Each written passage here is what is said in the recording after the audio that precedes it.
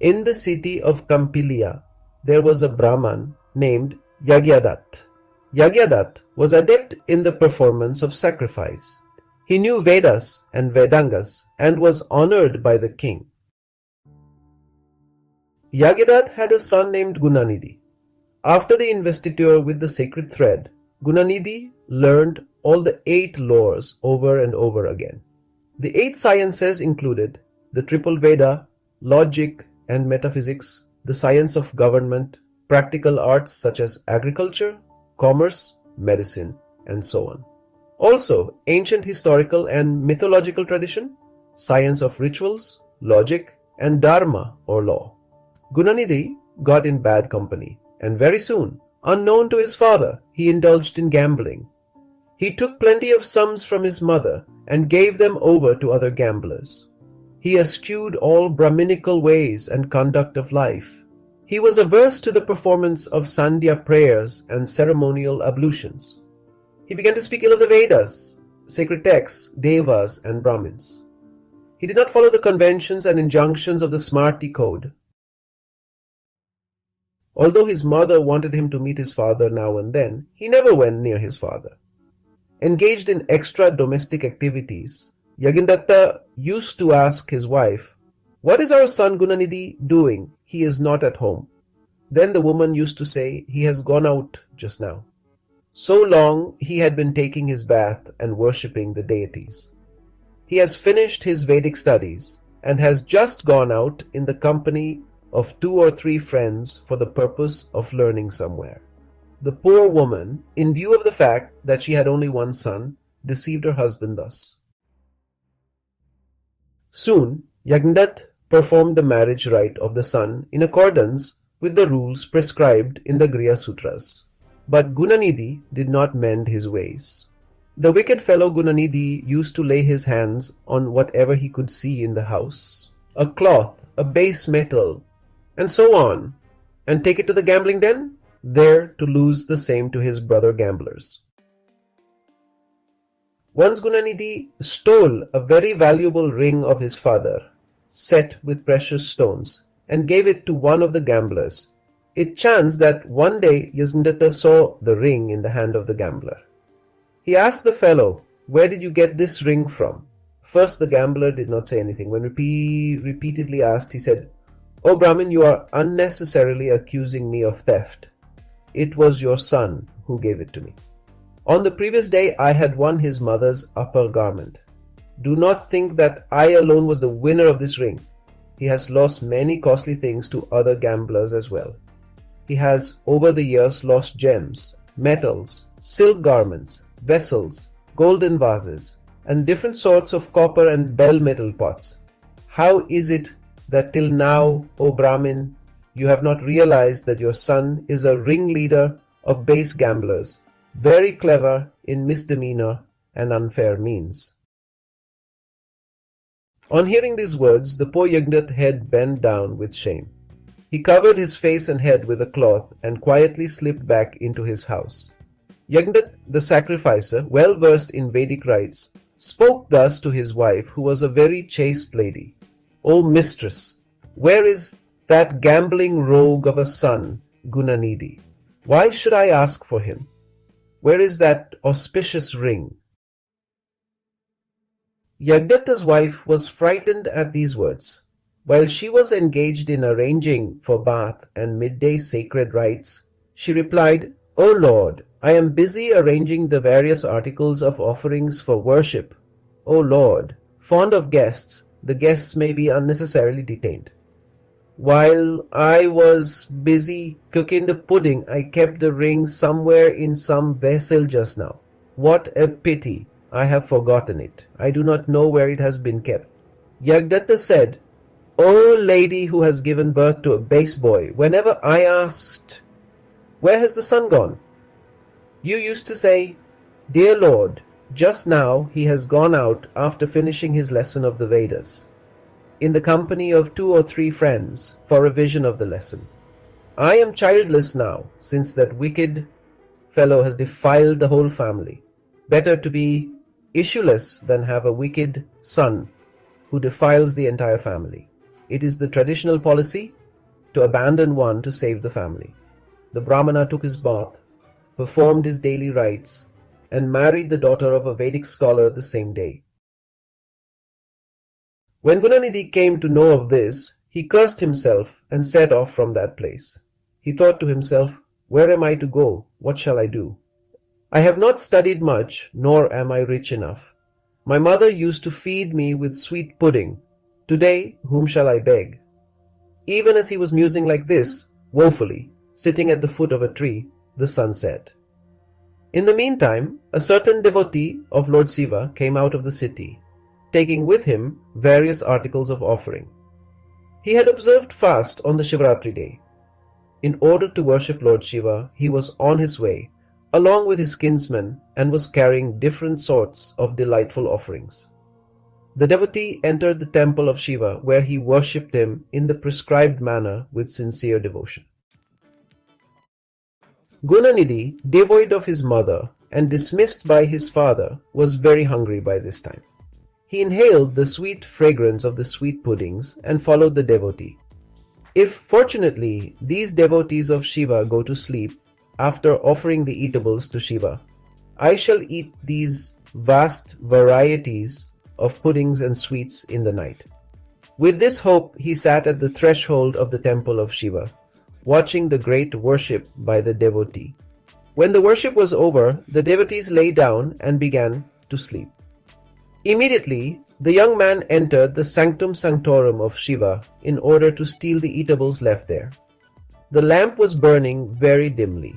Hence, in order to see the puddings clearly, he tore a piece of cloth from his lower garment and put that piece in the lamp as a wick, thus making the lamp give a good light.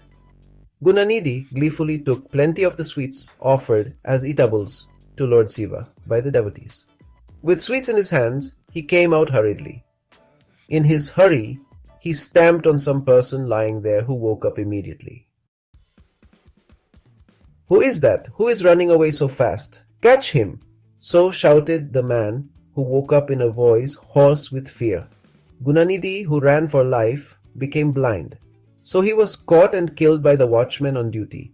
The terrible soldiers of Yama desired to take him to Sanyamane, the abode of Yama. In the meantime, the attendants of Shiva, with tridents in their hands and tinkling anklets on their arms, reached the spot in an aerial chariot in order to take him to Shivaloka. Shivagana said, "O attendants of Yama, leave this righteous Brahmin alone. He cannot be punished since his sins have been burnt off." On hearing these words of Shiva's attendants, the attendants of Yama became terrified and addressed the attendants of Shiva Yamagana said, "O Ganas, this is a wicked Brahmin who has broken the traditions and conventions of his family. He has disobeyed his father's directions and has forsaken truthfulness or purity. He does not offer his Sandhya prayers. He does not take his ceremonial baths regularly. Leave aside his other activities. He has now transgressed and outraged the offerings of eatables made to Lord Śiva. You can see this personally. In fact, he is not worthy of even being touched by people like you. Those who consume or outrage the offerings of eatables made to Shiva, and those who offer these to others, the mere touch of these persons, it is said, is sinful. Never shall a person make use of Shiva's property, even if he were to die." On hearing these words of Yama's attendants, the attendants of Shiva remembered the lotus-like feet of Shiva and spoke to them thus. "O Ganas, hear attentively what Gunanidhi has done, which has freed him from sins. The shadow of the lamp was falling on the top of the linga, and this Brahmin prevented it by adding a wick to the lamp at night, cutting a piece from his lower cloth. Another great merit he derived from listening to the names of Shiva, though casually, O attendants. He witnessed the worship that was being performed duly by a devotee. He was observing a fast, and his mind was concentrated too. Let him go to Shivaloka along with us. As Shiva's follower, let him enjoy great pleasures there for some time. Then he will shake off his sins and become the king of Kalinga. since he has indeed become a great favorite of Shiva. When Yama's attendants returned to Yama's abode, Dharmaraja said, O Ganas, listen attentively to what I say. Whatever I direct you to do, you shall do with loving devotion. O Ganas, you shall avoid those persons who bear on their forehead the mark of Tripundra, besmeared with white ashes. Never shall they be brought here. O Ganas, you shall avoid those persons who regularly dust their body with white ashes. Never shall they be brought here. You shall avoid all those persons who assume the garb and features of Shiva, whatever their reason may be. Never shall they be brought here. You shall avoid those persons who wear rudraksas and keep matted hair. Never shall they be brought here. You shall avoid those persons who imitate the dress or the features of Shiva, even for their livelihood. Never shall they be brought here. You shall avoid those persons who imitate the dress and features of Shiva, even for the purpose of deception. Never shall they be brought here.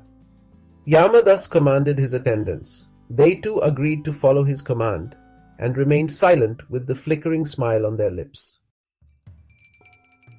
Thus, freed from the emissaries of Yama, the Gunanidhi became pure-minded and went to Shivaloka along with the attendants of Shiva. There he served Shiva and Devi Parvati and enjoyed all sorts of pleasures. Afterwards, he was born as the son of Arindama, the king of Kalinga. Known as Dhamma, he was devoted to the service of Shiva. Even as a boy, he carried on many acts of devotion to Shiva in the company of other children. When his father passed away, he became the king in the prime of his youth. In his kingdom, he spread the ideals and tenets of Shiva lovingly. The king Dhamma was unconquerable. He did not stress any act of piety other than furnishing temples of Shiva with lamps in plenty. He called headmen of the villages in his kingdom and asked them to furnish all temples of Shiva with lamps. He warned them that if they defaulted, they would be punished. It is declared in the Vedas that Shiva is delighted at the gift of a lamp to his temples. With this act of piety alone, as long as he lived, the king Dhamma acquired ample prosperity. Finally, he passed away. The impression of lamps persisted in his mind. He caused many lamps to be lighted. Finally, he became the lord of Alaka with gem-set lamps to his credit. That son of Daksita never cared for any act of piety. It was to steal that he had entered the temple of Shiva. To serve his own end, he had brightened the lamp there, thereby removing the shadow of darkness on the top of the Shiva Linga. Then he became the virtuous king of Kalinga, where the wicked son of the Daksita and where the guardian of a quarter. Although he had been simply a man, he became the guardian of a quarter. Gunanidhi, in his life as Dhamma, performed a severe penance for 200,000 years. The penance was so severe that his body was reduced to skin and bones. Pleased with Dana's devotion, in the company of the goddess Parvati, the Lord Vishveshvara himself addressed Dana, who stood as a lump. Dana opened his eyes and gazed at Lord Śiva. Dazzled by the brilliance of Lord Śiva, he closed his eyes and addressed the Lord of Lords. O Lord, please give my eyes the power to see your feet. On hearing his words, Lord Śiva touched him with his palm and gave him the requisite vision. Then, on securing the power, Gunanidhi opened his eyes and saw Uma alone at first. Dana thought, who is this lady, beautiful in person, near Shiva the Lord? What penance did she perform more difficult than mine? While he was doing this and glancing cruelly at Uma, his left eye, as a result of seeing the lady, burst. Then the goddess told Shiva, why does this wicked ascetic look at me cruelly? On hearing the words of the goddess, Lord Śiva laughed and said, O Uma, he is your son. He does not look at you angrily or jealously. He is describing your glory of penance. After saying this, the goddess told him again, Dear son, I am delighted at your penance. I shall give you the boon you desire. You will be the Lord of treasures and the Lord of Guyakas. You will be the king of Yaksas, Kinnaras, and rulers. You will be the leader of Punyajanas and the bestower of wealth to all. My friendship with you shall remain forever. I shall stay near you, very near Alaka, dear friend, in order to increase your love.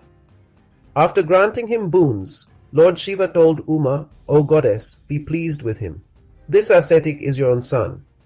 On hearing these words of Shiva Parvati, the mother of the universe said to the son of Yajñadatta with a delighted mind, the goddess said, Dear son, may your pure devotion to Shiva remain forever. With your left eye burst, you will be Ekapinga, that is, one having a yellow mark in place of an eye. May all the boons granted to you by the Lord fructify. You shall be called Kubera. After granting these boons to Kubera, Lord Maheshwara, in the company of the goddess Parvati, entered his Vishveshvara abode. Thus, Kubera attained the friendship of Shiva. Very near his city, Alaka, was Kailasa, the abode of Shiva.